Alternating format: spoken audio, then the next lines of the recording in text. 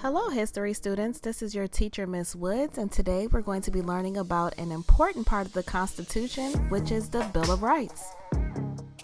Today's essential question is, how does the U.S. Constitution protect the rights of American citizens? At the end of this lesson, you should be able to answer that question.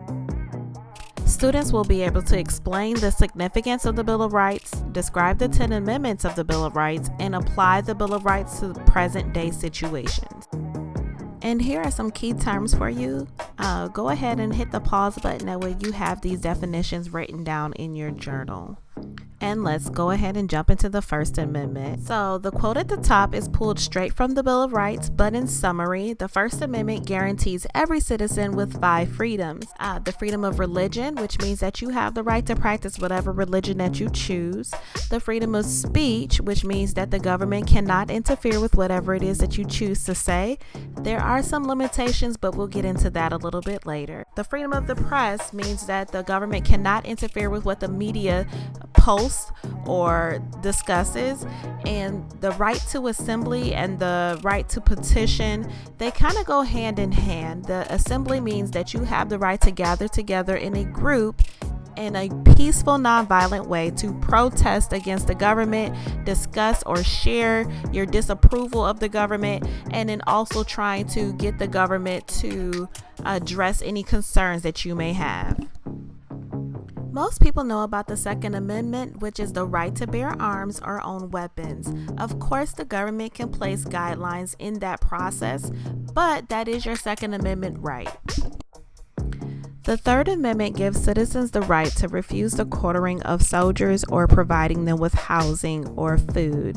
Pop quiz, can you tell me which British act inspired the Third Amendment? If you guessed the Quartering Act, you are absolutely correct. The Fourth Amendment guarantees the freedom from illegal searches and seizures. Seizures meaning to take away something.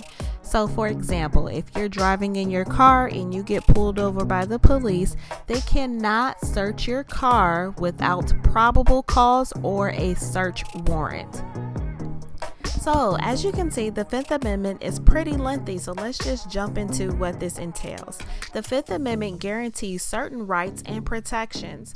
It protects you from self-incrimination, so that means that if you are answering some questions and if you answer them, it may make you look guilty, you have the right to refuse to answer them, or you have the right to plead the fifth.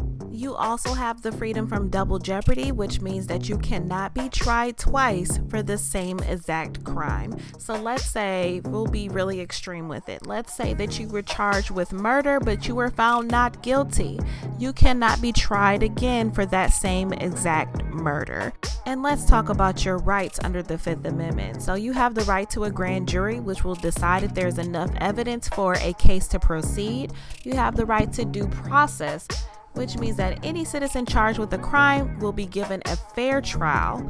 And you also have eminent domain. So this may not necessarily seem like a right, but the government cannot take your personal private property without paying fair price for it. So for example, if the government wanted to take your home so that they can get rid of it, so that they can make way for a new highway, they would have to pay you for your home so that they could actually use that property.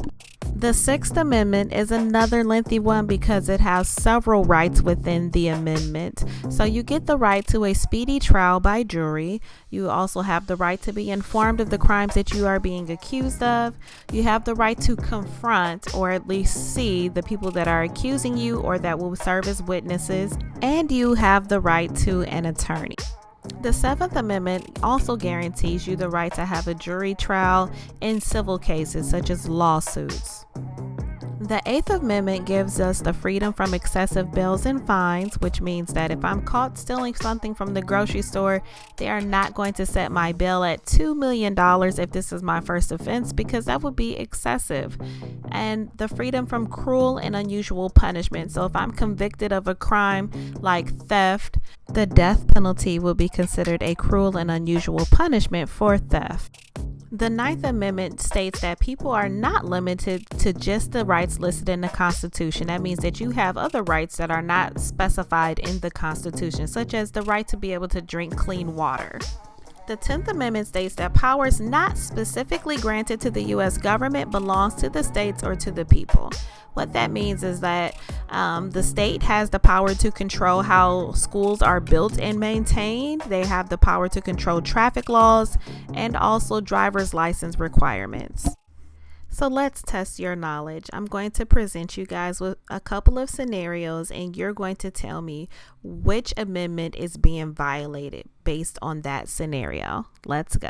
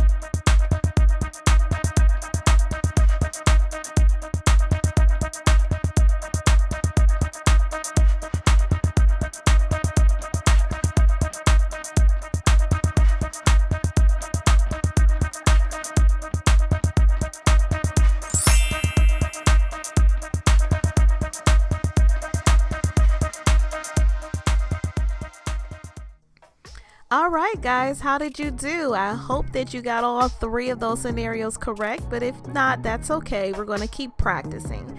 If you have any questions, please leave them down below and I'll try to answer them as quickly as possible. But other than that, that's going to conclude our lesson. So thanks for watching. See you next time.